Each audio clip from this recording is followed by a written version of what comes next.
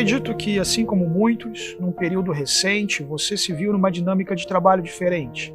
Home office, trabalho decorrente do isolamento.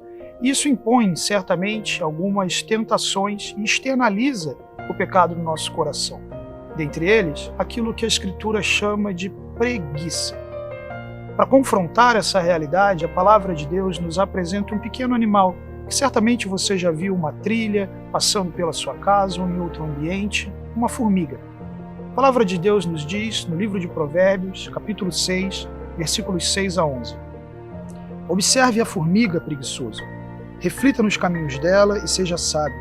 Ela não tem chefe, nem supervisor, nem governante, e ainda assim armazena as suas provisões no verão e na época da colheita junta o seu alimento. Até quando você vai ficar deitado, preguiçoso? Quando se levantará de seu sono? Tirando uma soneca, cochilando um pouco, cruzando um pouco os braços para descansar. A sua pobreza o surpreenderá como um assaltante, e a sua necessidade lhe virá como um homem armado.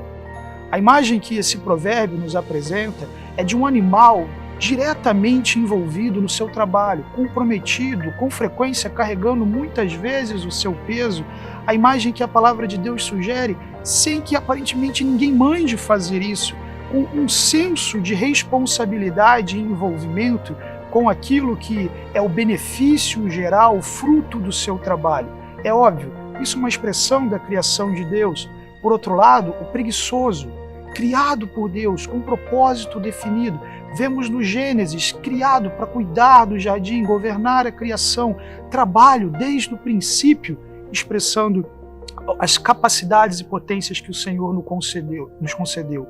E contrastando com um pequeno animal, que com potências infinitamente inferiores, mas que contrasta, confronta e envergonha a atitude do preguiçoso, que decide cruzar seus braços, não fazer nada, não se envolver efetivamente com seu próprio sustento, que dirá então com o reino de Deus, com as coisas do Senhor. Veja, como disse, a palavra de Deus nos mostra que o trabalho está associado à humanidade, à imagem e semelhança do Senhor, a exercermos o governo de Deus nessa terra desde a criação. Mas não somente na criação, podemos ir para o livro de Apocalipse, no capítulo 22, e vemos: os seus servos os servirão. Não há no trabalho uma expressão de pecado, senão o fato de que ele é exercido no mundo caído.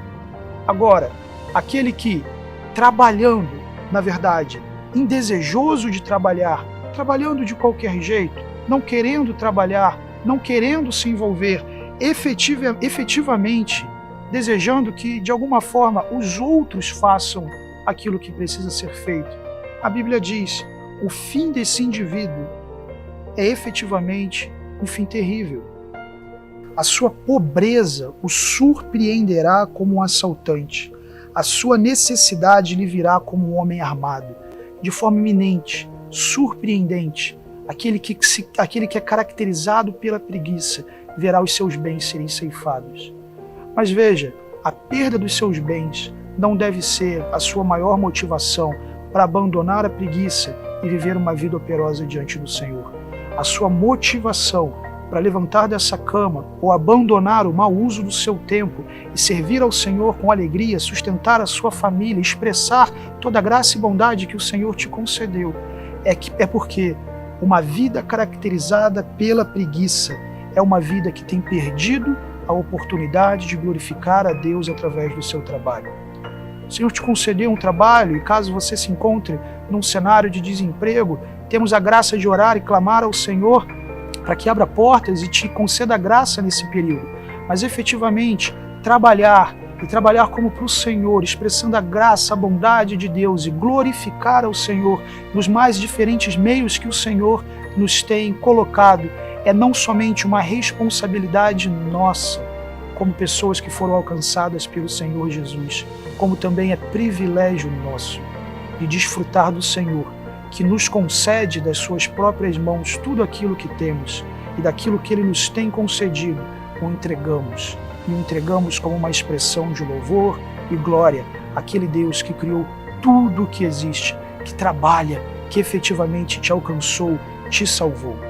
Irmãos, não sejamos preguiçosos, que não seja uma formiga a confrontar o seu caráter, mas sim o caráter do Senhor Jesus Cristo, alcançando a sua vida, tornando a sua vida absolutamente frutífera para a glória do nosso Deus.